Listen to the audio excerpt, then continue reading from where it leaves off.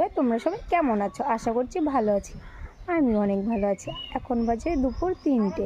আজকে আমার মোটেই ভাত খেতে ইচ্ছে করছে না, তাই ভাবলাম চলো একটু ম্যাগি করে খাই। আজকে আমি ম্যাগি বানাবো উনুনে, কারণ আমার শাশুড়ি মা একটা ছোটো উনুন বানিয়েছে, সেটাতেই ম্যাগি বানাবো। চলো কী করে বানাই তোমাদের সাথেও শেয়ার করি। চলো তোমাদের সাথে উনুনটা শেয়ার করি। দেখেছো কত ছোট, কত সুন্দর কিউট হয়েছে উনুনটা। আমি এখন 2 প্যাকেট ম্যাগি নিয়ে আসলাম আর সস নিয়ে আসলাম। আজকে আমি ম্যাগিটা রান্না করব ভাজা। এখন আমি জল বসিয়ে দিয়েছি, ম্যাগিটাকে একটু হাফ সিদ্ধ করে নিব।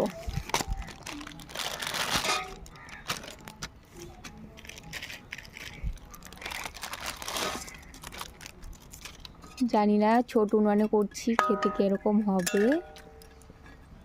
সুন্দর উনুনটা জ্বলছে, দেখো গাইস। দেখো গাইস, আমার ফাইনালি ম্যাগিতে আর কি জলটা ফুটছে অনেক কষ্টের পরে। আমার ফাইনালি ম্যাগি সিদ্ধ হয়ে গেছে। কড়াই বসিয়ে দিয়েছি, কড়াইতে এখন তেল দিব। আমি এখন কড়াইতে তেল দিয়ে দিয়েছি। এখন আমি একটা ডিম ভেজে নিব।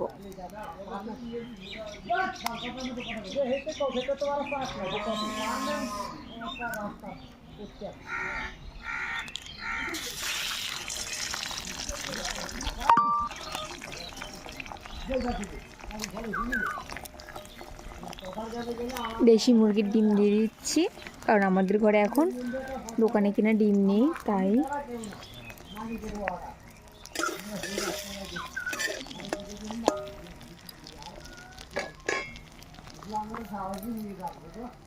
একটু লবণ দিয়ে দিলাম।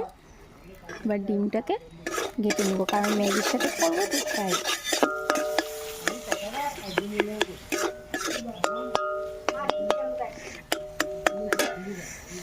গাইস, আমার খুব কষ্ট হয়ে যাচ্ছে, কি ধোয়া হচ্ছে, উনানটা জ্বলছে না। ফাইনালি আমার ম্যাগিটা উনুনে দিয়ে দিলাম। এরকম লাগছে দেখতে, পুরো মনে হচ্ছে খেতে ধোয়া ধোয়া গন্ধ হবে, একদম উনানটা চলে না। আজ থেকে আমার শাশুড়ি মা হাসছে।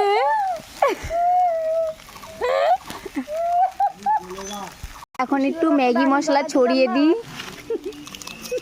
গাইস, পাশের থেকে আমাকে গালাগালি করছে। গাইস,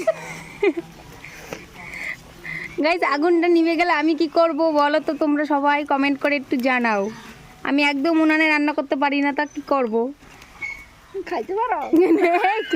আমার ম্যাগিটা রেডি হয়ে গেলে এখন একটু সস দিয়ে খেয়েবো। তোমাদের ভিডিওটা ভালো লাগলে একটু লাইক, কমেন্ট, শেয়ার, সাথে একটু সাবস্ক্রাইব করে দিও প্লিজ।